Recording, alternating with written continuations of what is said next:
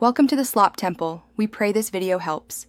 In this video, I will show how to get data from Salesforce using REST API only way. Start by authenticating with OAuth 2. 0 to get an access token, then call the REST query endpoint with a SOCL statement, and finally parse the JSON response. Include error handling for expired tokens, and use next record's URL for paginated results.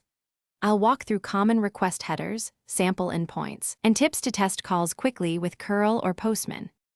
In this video, I will show how to get data from Salesforce using REST API only way. Begin with OAuth 2.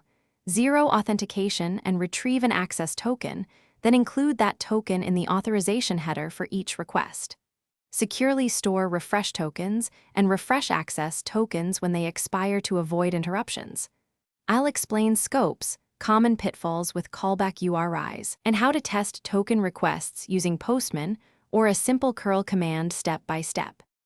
In this video, I will show how to get data from Salesforce using REST API only ways. Quick recommendation. On another note, I recently read The Simple Path to Wealth, and it changed how I think about saving and investing. It's an easy, practical read. If you're enjoying the technical tips here, subscribing and liking really helps me make more content, and you can find the link and other deals in the description. Now let's get back to the video. In this video, I will show how to get data from Salesforce using REST API only way. Craft SOCL queries and call the query endpoint, then inspect the JSON for records and next record's URL when there are more results.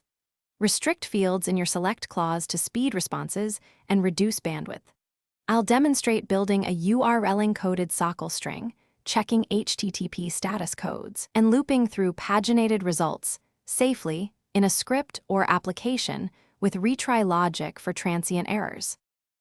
Thanks for watching. Consider subscribing if we helped you.